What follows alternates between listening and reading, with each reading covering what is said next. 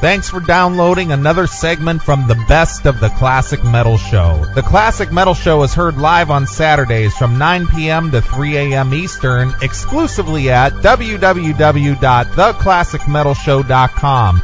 And now here's another piece of Classic Metal Show history on the Best of the Classic Metal Show. The Classic Metal Show.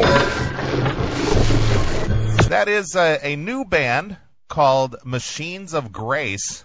And the name of that tune there is called Fly Away, and that band features none other than the vocalist for Sabotage and I believe TSO and Circle to Circle and whatnot, Zak Stevens. And we want to welcome Zak Stevens back to the Classic Metal Show. Welcome, Zak. Hey, thanks, guys. Appreciate you having me. Well, Zak, we've had you on the show a few times to promote your Circle to Circle project. And now you're back with another new project, which is a little more, I guess it's a little more aggressive than Circle to Circle. Is that right? You know, I guess descriptions vary. You know, if you were to ask me, you know, I always look at the Circle to Circle as being, you know, pretty heavy, you know, kind of dark, you know, and then when you look at Machines of Grace, this is going back to the original band we had called Wicked Witch. This is really Wicked Witch reborn. We can't use the name Wicked Witch anymore because we were out of the loop for about 16 years on that name, so we lost out. But that was the band. This is really the band that I had to leave to join Sabotage. You know, the early demos we did back when we were called Wicked Witch is the demos that got me the Sabotage gig. So it was unfortunate that I had to leave, and you know, we had a lot of unfinished business that the guys didn't get to. That we as a band, you know, the dream really didn't get you know, fulfilled to fruition. So, you know, now we've, you know, reborn the band, changed the name because we had to legally, which I think we were going to have a new name anyway because you don't want to be too dated. And this is 2009. So what we did was we used a lot of the riffs that we had back then. We were basically a live band. We didn't have a lot of chance to play in the studio, to do a lot of recording. We didn't have all that money, you know, back in the day. So we were just a band that went out and played, you know, 150, you know, live shows a year in the New England area. So when it came time to do this record, the way we wanted to produce it was, let's make it sound like we were playing live because that's really all we fucking did was just play live. So, you know, it's interesting that you say it's a little more aggressive. I think at times you can say that. It's kind of a close call. You know, if you kind of compare song for song between Circle to Circle and Machines of Grace, you're going to hear sometimes where, you know, Circle to Circle got a little bit more aggressive. You know, we've got these ballads that we can do in Machines of Grace that you just can't do in a Circle to Circle format, which is beautiful because that's the place I have to tell all the girls, they go, sing a love song for Circle to Circle. Nice. Well, you might want to tune into Machines of Grace for the love song. Sure. You know, because that's more fitting of that genre. But, yeah, I can agree with you. At times, it's a close call, but at times you got, you know, aggressivity, you know, happening on both sides. But, you know, the Machines of Grace album is kind of a combination of what we played back then plus the new stuff that we put together for the album. So it's a nice combination of the before and the now. And I didn't really have to make a lot of adjustments. Even in the music that we played, you know, for 3.5 years in Boston, up in New England, you know, I might have to change a lyric here or there to make it relevant, you know, but there was only 2 songs on the record I had to rewrite everything.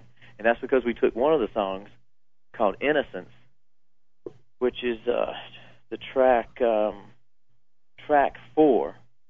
That used to be a full-blown, hard, heavy, you know, riff, you know, plug-in guitars, full distortion. Now that's changed into an acoustic song, so I said, oh, that's got to be rewritten because now you're changing the whole game on that. And then the track 12, Better Days, was named something completely different and probably is the most, you can really tell you know, the riffs are kind of classic where they're kind of timeless. But if I would have kept the title and the words I had back then, buddy, it would have been dated. So you need to, you know, we had to make some adjustments there. So that was one of the ones I completely rewrote. So it was a lot of fun, you know, because it's nothing like Sabotage, it's nothing like Circle to Circle. This is the stuff that happened before all that. So I sometimes have to remember, hey, I can just be myself here. I don't have to really conform my style to anything because this is basically, you know, what I dictated the style on as far as, you know, vocals, and everybody in the band did the same. But it's pretty neat. It's more like a straightforward rock, melodic rock, heavy at times. Sure. Well, Zach, do you need Chris and I to continue asking any questions, or are you just going to fill us all in here just, on your own? Well, I'm sorry. I have a tendency to do that. I'll go with the first question. I'll answer the next 11. So you got to watch me on that. You may not have any questions left, but do your best. No. Sorry about that. That's all right, Zach. We're just kidding with you. Well, you kind of answered, a couple of my questions there about, why the involvement in so many different projects. I know Sabotage has been kind of idle for quite a while, and you have your Circle to Circle, and you mentioned the Ashes of Wicked Witch now becoming this Machines of Grace. What is it that you can do? And I know you kind of answered this in your little spiel there. What is it that you can do with this band that you can't do with the other bands or other projects you're involved with? Well, I think it's probably around the music. There's a purity, to the Machines of Grace stuff, because it really was, based on just us getting together, doing the best we can with songwriting and stuff. But through all the years that everybody's been doing other things, which has been about 15, so there's quite a lot of time there, everybody, including our sound man, Paul Hagar, who wound up being engineering the record and mixing it, has done a lot of things in that period of time. And so we just wanted to bring together all the experience that everybody got in that decade plus and put it into, what we're doing now. So we're seeing a lot of, I guess, good changes in the music, just because there's a lot of seasoned individuals happening now, whereas when we first got together, nobody was seasoned. I was about as green as you could possibly get. Wicked Witch was the first band I was ever in as a front man. I started playing drums when I was 9 years old, and geez, I would tell you up to that point, I'm a percussionist, leave me alone, I'm a drummer. Don't get me in front of that band. But I knew I could sing, and I actually met Matt Leff, the guitar player, at Musicians Institute out in Hollywood, where you have GIT, VIT, BIT, all the institutes of technology there. So we were both studying. I was studying vocals to try to prepare to be a front man, coming from the drums, and Matt was at GIT. So that's where we met, and that song, Fly Away, actually was originally recorded at the studio at MI back in '89. So with a few tweaks, you've got what you got here today. But that's the oldest song we have. That's the first, Machines of Grace song ever, going all the way back to there, before we had a band name or anything. But I just think that it's just, the difference is that we don't have to really, we can just be ourselves. Just whatever comes out, you just got to remember that's what you would have done. Do what you would have done back then. It's kind of hard to get out of that mindset sometimes now that we've had Sabotage 5 albums in 9 years, Circle to Circle 4 albums in 8 years, heading into a fifth. It's I agree to your point. It's going to be a little bit more challenging going forward to try to keep those to keep the separation and those mentalities happening as we do the next Machines of Grace album. Whenever that's going to be. So. Sure. Now, Zach, when you decided to make Machines of Grace and get back after not working with Matt in so many years, and like you said yourself, you were very green when you first did it. How is it different now, going back? I mean, obviously your paths have taken you in so many different places that it couldn't have felt like the same, 17, 18-year-olds getting back into a studio, right? That's right. It did not. And like I said, I leaned on all my years of experience, everything I learned, in the Sabotage years, everything I learned jumping up to be the producer, the executive producer, the leader of Circle to Circle, the stuff that comes with jumping into something like that, the leadership qualities and everything. I just took all that and just melded it and said, hey, I'm going to apply that now to what used to be Greenie Zak, Okay. And then I found stuff where, geez, that was pretty green there. That's not going to make it. I'm going to go ahead and apply So it was just really fun. You just got to apply everything we had through the years, everything I had gained through the years and all the experience, getting that lucky break in Sabotage, which actually broke up Wicked Witch, really, for the most part, which was unfortunate for them. That's kind of reason we want to go back and take care of this unfinished business here. But, I just brought everything I learned into that, and it really enhanced.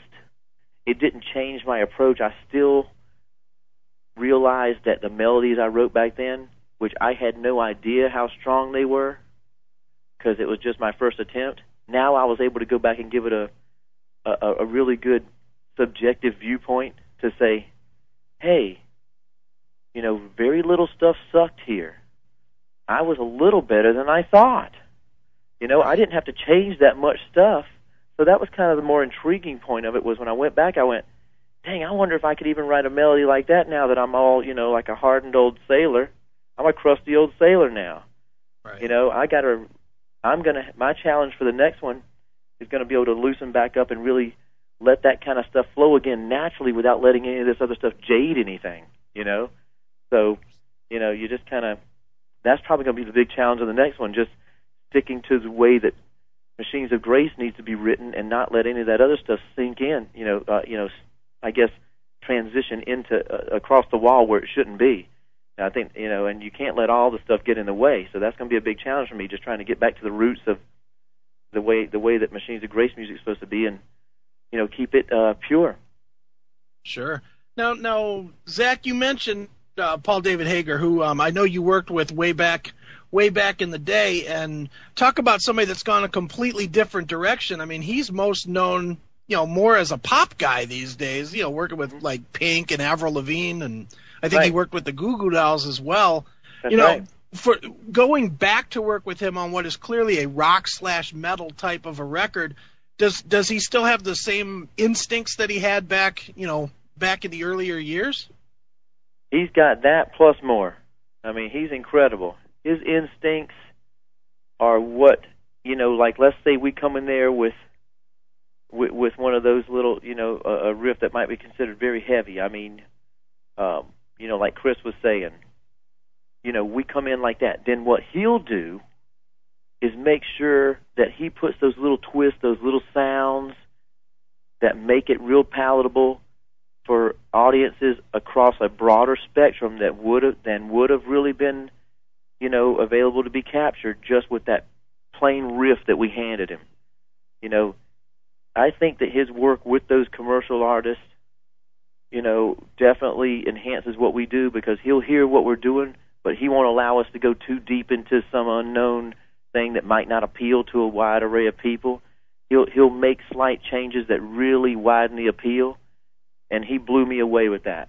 I mean, he got, like I said, he'll most likely be mixing the next Circle of Circle album. I think I've already hired him for that. I better check my notes, but he's incredible, and I think that stuff only enhances what we do, because we're going to have a tendency to come off, maybe, really heavy riffs and doing what we do, but he's just got a really good knack for adding just little tiny nuances here that really bring it and give it a much more wider appeal. He's amazing like that. Well, Zak, you mentioned the fact that you guys have somewhat of a northeastern influence in Boston area. What are your impressions of the Boston hard rock scene and of say years ago and even now? Well, it's not really known for hard rock metal. It's such a diverse scene. The cool thing about Boston is anything goes. The people are really open to anything. It's got such a wide variety of musical styles and tastes. It's very eclectic. So not one genre of music is ever going to be the majority. You have to try to pick a club. Do you guys do mostly rock here? Okay, we might be able to play here then. But you better start looking, because they do such a wide variety of things in Boston, and it really hasn't changed too much. It's just a town that's got a lot of diversity in their music scene. So you almost have to go in there and kind of like find a few good venues and just kind of start beating them, just hit them. And then you start getting your crowd. But Boston is very interesting because it's not going to be leaning toward one. You know, you know how that is. It's the home of all those major universities. Berkeley's there, a school of music, which lends to true diversity right there. So, you know, it's just always been a little bit finicky like that, you know. Sure. But, you know, it's like with sports. If the Celtics aren't playing in the finals, they're probably watching hockey, you know, and you don't really have a high rating for the Lakers and Magic series, you know. Right. But if the Celtics are in it, then it's like a 27.9, you know, rating as far as you know, however they take the ratings there for the Nielsen ratings. You know what I'm saying? Right. So sure. and when right now the Red Sox doing as good as they're doing, everybody's at the Red Sox game, you know, and nobody's really watching anything else. So Boston's about what's happening in Boston. So you just have to understand that and then just go, you know, try to play the game like that. Well, a lot of, you know, obviously some notable bands have come out of Boston. Obviously, probably the biggest one of the world's biggest bands, Aerosmith. Yep. And the band Boston and the band Extreme and the band Mass and I believe I think, correct me if I'm wrong, Chris, Wargasm, I believe they're out of Boston too. Yeah, you're right. So a lot of Boston bands, you know, mostly hard rock, come out of Boston. What I wanted to ask you is, what was your thoughts on former Boston lead singer Brad Delp offing himself? I just don't even understand that to this day. You know, you never know what happens. There's, you know, there's obviously probably some psychological issues. Could have been medication. Could be a lot of things. You're talking about a guy who really influenced me. I couldn't sing a note of what the guy does. I'm not a soprano. No, I mean, he was more like an alt. You know, I'm a first tenor. With me trying to sing Boston, you better get ready to hear a bunch of cracked notes and hand me a few beers and say, shut up. Because the guy was just incredible. You know, and I started out as a young kid trying to sing Boston. If I can just try to sing this stuff, maybe I can sing. You know, not knowing that it was really not really my vocal, you know, not even within my vocal frequency to even try to sing most of that stuff, but just an incredible vocal. I was stunned. I'm still kind of stunned, and I don't really know a lot of details behind that. Sure. Well, Zach, moving forward, and obviously that's a bad topic, but speaking of bad topics, man, you obviously are well aware of how the music industry has changed all by itself and how different it is from the old days. Mm-hmm. You know, with that being said, is it easy or hard for you to start a quote-unquote new band or a band that people are not really aware of, you know, in a time when people really, it's hard enough to get an established band's records to be sold? Well, the advantage we got is we got a few guys who played in Sabotage. We got two guys that work in TS, you know, Trans-Siberian Orchestra, me and Jeff. I'm working on the 5th album with them right now. They're trying to desperately finish a record they've been working on for 2 years that nobody thinks is ever going to get finished. But they do all their records here in Tampa, Florida. You know, it's not so bad. I think it may be a good time to come out and do something like that. You know, the economy is just, you know, we're in a recession. We did find out one thing, you know, and I noticed this when we just did a European tour with Circle Circle. People are still going to find a way to go out and find their entertainment, and they're going to refuse to sit home in a dark room just because there's a recession in the world, you know. So actually, it's been a pretty good time to actually look for, you know, we're doing all kind of negotiations right now for record deals versus owning things in-house. You know, we got the resources now. We can own this whole thing. You know, and then we look at that, and then we look at the advantages of maybe some licensing agreements around the world. And right now, really, labels are very receptive to us right now because we're new. We came out of nowhere, and they're like looking for artists. It's kind of strange that in a time of recession like this, you've got labels really looking hard, and I was kind of surprised to see that. You know, sure, it's going to have its challenges, but it's been a little bit easier than we thought so far.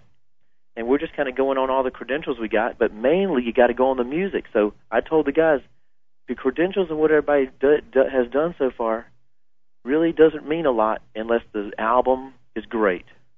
So we really tried to focus on making the album really good, and hopefully that combination right there will help us meet those goals about where we want to go, even in this day and time.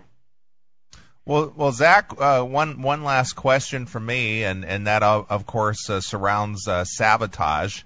And we've had John Oliva, Chris Caffrey, Johnny Lee Middleton all on the show here within the last year, and everybody says they're down for that Sabotage reunion. So are you the lone holdout?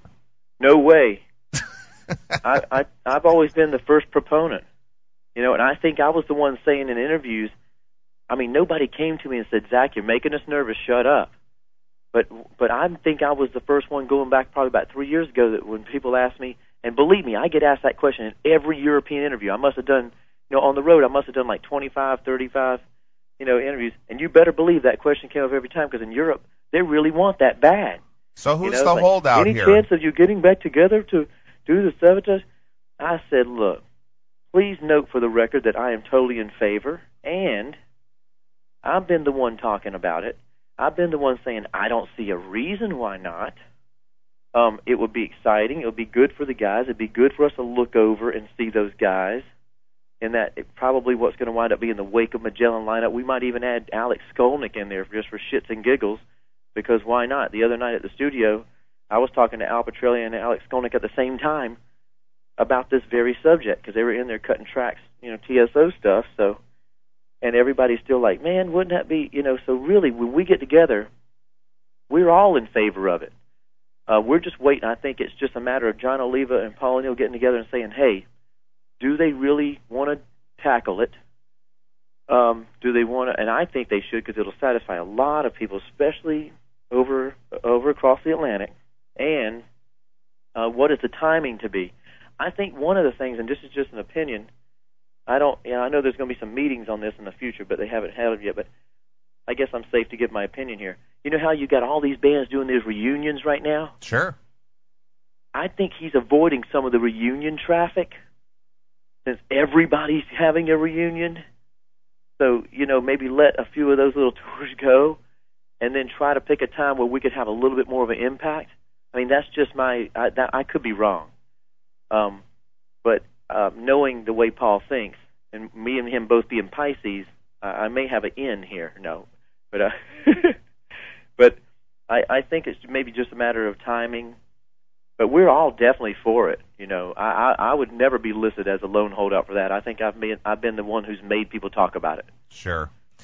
All right, Zak. Well, we appreciate you taking a few minutes here to talk to us on the Classic Metal Show, as always, and you're out there promoting, your latest new old band, I guess, Machines of Grace. And where can people find this? And what's the plan for the band? Are you touring? Are you playing shows? What are you doing? Yeah, if you want to get an advanced copy of it, you can go to our website, machinesofgrace.net. They have a 20% coupon there, where if you order the record and do a pre-order, you can save some bucks. And you also, when you order, you get entered to win some Machines of Grace hoodies, and also a $100 iTunes gift card, just for starters. We're always going to keep some prizes up in there, so that's something to think about. You can do some pre-orders like that. We do have tours. We got a tour. We're going to start to put together the tour situation in August, starting with about 5 shows, starting in the old stomping grounds, as you can imagine, New England, just to go back and do that right. And then we'll come on down, and we'll come down south so I can get home to Tampa. And then that's the beginnings of the tour plans. Be looking for something around August, so it has started to happen pretty quickly. So we're gonna go for it. It's gonna be neat. I just can't wait to get on stage and look across and see those guys again and go, what in the world's going on? It's been 15 years. Who are these imposters? But they play damn good, so let's keep going. Right. It's gonna be neat. But yeah, that's about the latest news on that realm. Excellent. All right, Zak, we appreciate it once again, and we'll look forward to that Sabotage reunion somewhere down the road, and new music from Circle to Circle eventually, and of course this new stuff from Machines of Grace. Busy guy that you are. So, if there isn't anything else, we probably have asked you this question before, but I'm going to ask you again. How has Lemmy from Motorhead influenced your career? Well, I met Lemmy in Frankfurt. I believe it was Frankfurt, Germany, at a big festival that Doro, we were playing with Doro and Saxon. Circle Circle was on a tour a few years ago in Europe, and I finally got to meet him, and I had to ask him that question: is it true that I know that you play your bass through a Marshall guitar stack? He goes, "This is true." And I said, "Is it true that you do put a nail or a screw and you put it all the way to 10? He puts every level to 10, then he puts a screw in there so nobody can bring it off that level, because that's his bass sound. He's got that Rickenbacker bass through the Marshall cab for the ultimate distorted bass sound through the Marshall cab and the Marshall head." So I said, "Is that true?" So he's got a beer in his hand and everything. He leans over. "I'll tell you something, mate. I keep it on 8. Nice. Instead of 10. Sure. He goes, "Don't tell anybody. It's really on 8. And I went, "You crazy motherfucker." All right, we know now. Because now he's blown the rumor, and now we know that probably 10 would be ridiculous, or what we call ludicrous. So instead of being preposterous, he plays it on 8. That was my first encounter with him. He's a great guy, and then we ensued to have a shot. Excellent. All right, Zach, we'll get out there and play your music and do what musicians do best, and we'll let you pick a closing song, maybe something from Circle to Circle, or maybe from Sabotage, perhaps. All right. Would you like it from Sabotage or? Your choice. Pick a song and tell us a little story about it. All right. I'm just going to say, if you're going to play some Sabotage, I was just listening to the album Handful of Rain the other day. One of my favorite songs is that tribute song we did for Chris called Alone You Breathe. Now, I don't want to make everybody teary-eyed, but if you do have a football jersey on and a friend, you may want to hug and share a tear, much like that SpongeBob video. No. But if we could do Alone You Breathe, that's the tribute song to Chris Oliva, off that Handful of Rain album, and always one of my favorite songs, really, to perform and everything. And I guess if we're going to do that, that was kind of on my mind lately. If you wouldn't mind doing that, that would be awesome. Excellent. All right, well, here it is. This is Sabotage with Alone You Breathe exclusively here on your Classic Metal Show.